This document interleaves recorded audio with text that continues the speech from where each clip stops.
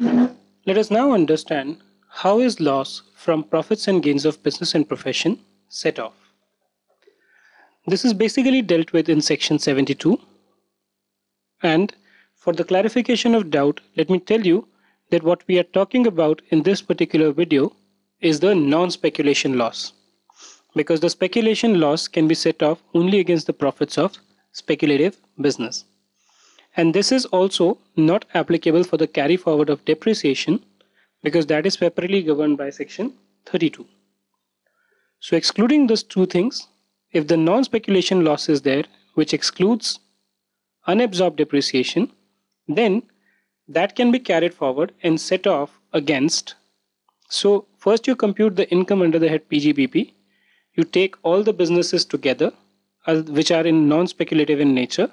If after aggregating the income of all the businesses together, you arrive at a position where there is a loss, then such loss is allowed to be carried forward and set off in future years.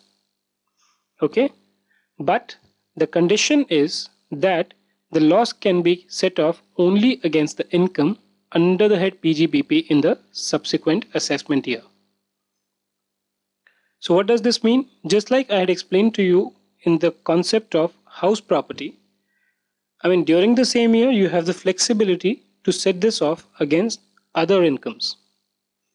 Okay, but once you cross that limit of a particular year, then in the subsequent year it can be set off only against the income under the head PGBP. You can't set it off against house property, or you can't set it off against capital loss or other incomes. Capital gain, or other incomes. Now, once you start computing your business income, it may just happen that the losses which are brought forward from the earlier years might be huge in quantum. Okay, so let me take you an example to clarify this. Now, what may happen is, let's say you have brought forward loss of 500,000 from assessment year 2011-2012. Now what happens is that the carry forward of this loss is allowed only for 8 assessment years. So the loss of 11-12, let's say, can be carried forward up to 2019-2020. If you are unable to set this off, let's mark it as negative, then this will lapse. So it's always the endeavor of the assessee that I should first set off this particular loss to the extent possible and as early as possible. Why? Because if I don't do that, then this loss might just go waste. Now in this endeavor to set this off, this loss, as early as possible, you would always want that the losses which you have incurred earlier or in year 1 are set off first.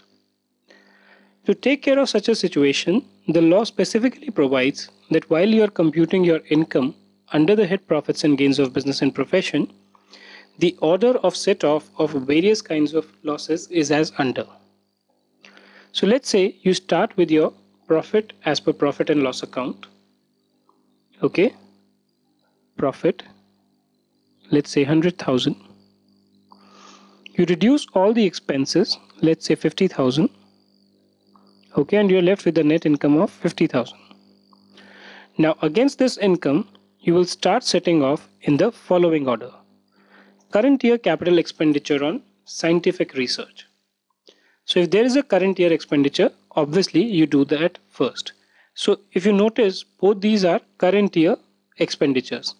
So the priority is given to the current year expenditure first. Then you set off current year depreciation. Okay. Even after doing these set off, if you are still left with sub income, let's say the sum total of these two was 10,000. Okay. So you're left with an income of 40 lakh.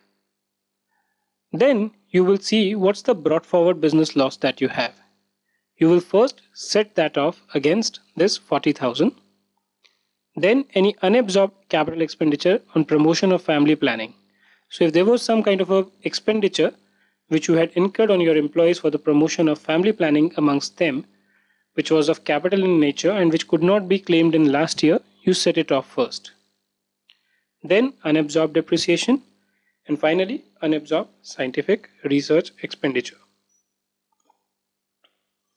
If after consuming, let's say, 4 of the first one, there is nothing which is left behind, then the balance 2 will be carried forward in subsequent years. Again, as I said, this is only for the purpose of determining the order. Set off of unabsorbed depreciation is governed by a separate section, which we will see separately. And the last point, carry forward of non-speculation loss is permissible for 8 assessment years immediately succeeding the assessment year for which the loss was first computed.